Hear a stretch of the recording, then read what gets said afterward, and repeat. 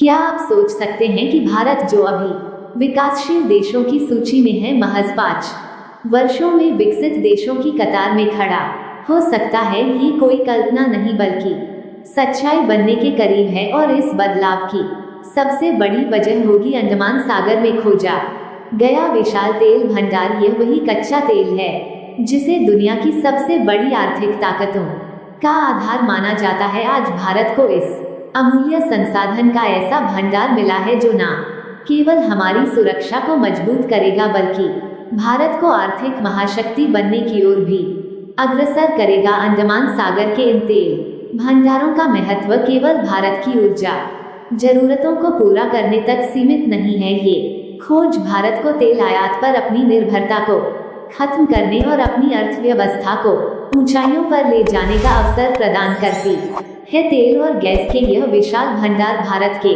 लिए नए दरवाजे खोलने वाले हैं जो हमें वैश्विक ऊर्जा बाजार में एक प्रमुख खिलाड़ी बना सकते हैं। तो आखिर इस खोज के पीछे कौन कौन से रणनीतिक प्रयास हैं?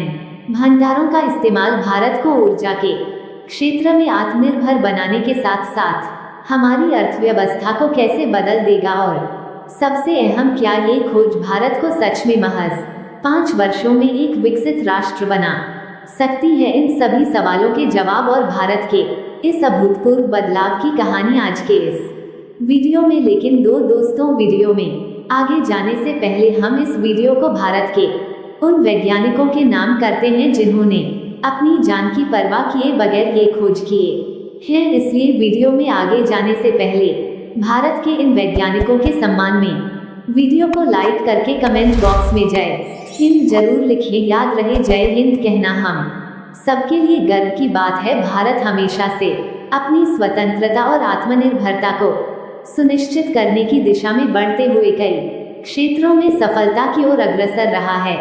ऊर्जा सुरक्षा और संसाधनों का स्वामित्व इन प्रयासों में सबसे महत्वपूर्ण है। जब हम ऊर्जा के बारे में सोचते हैं तो हमारे दिमाग में तेल और गैस जैसी प्राकृतिक संसाधनों की छवि उभरती है जिनकी कमी और आपूर्ति में असंतुलन हमेशा एक चुनौती के रूप में सामने आता है। इस असंतुलन के बावजूद भारत ने अंडमान सागर में तेल और गैस की खोज के जरिए एक नई दिशा अपनाई और अपने ऊर्जा संकट को कम करने की कोशिश की।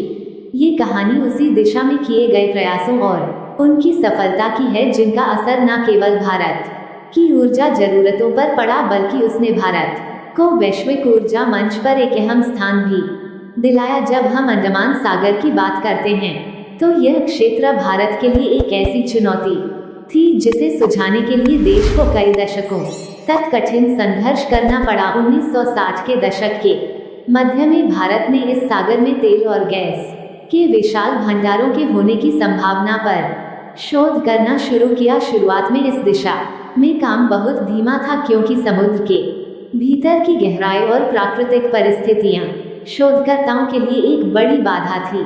हालांकि इसके बावजूद भारत ने अपना आत्मनिर्भरता का सपना छोड़ने का नाम नहीं लिया। इसके बाद 1970 के दशक में भारत ने समुद्र में तेल की खोज के लिए कुछ प्रमुख कदम उठाए और ओएनजीसी जैसी प्रमुख कंपनियों को इस काम में शामिल किया। अंडमान सागर में तेल और गैस की खोज की यात्रा कई उतार चढ़ाव से भरी हुई थी। 1974 में जब भारत ने अंडमान और निकोबार द्वीप समूह पर अपने अधिकार को स्थायित्व प्रदान किया तो यह एक निर्णायक मोड़ था। भारत ने अपने समुद्री अधिकारों की रक्षा करने के लिए कई कदम उठाए जिसमें विदेशों से तेल कंपनियों को चेतावनी देना भी शामिल था ताकि वे बिना भारत की अनुमति के इस क्षेत्र में काम ना करें। इस संघर्ष ने न केवल भारत के आत्मनिर्भरता के सपने को मजबूत किया बल्कि दुनिया को ये भी संदेश दिया कि भारत अपनी समुद्री सीमाओं की सुरक्षा के लिए पूरी तरह प्रतिबद्ध है। साल 1976 के बाद भारत ने अंडमान सागर के तेल और गैस भंडार की खोज को एक नया मोड़ दिया। ओएनजीसी ने इस दिशा में कई तकनीकी नवाचार का उपयोग करते हुए समुद्र की गहराई में जाकर तेल और गैस के खजाने की खोज शुरू की। 1980 के दशक तक ओएनजीसी ने बंगाल की खाड़ी के कुछ क्षेत्रों में तेल और गैस की खोज की, लेकिन यह मामला अंडमान सागर में चुनौतीपूर्ण था। इस दौरान कई परीक्षण किए गए जिनसे पाया गया कि अंडमान सागर में तेल और गैस के भंडारों का आकार अपेक्षाकृत छोटा था।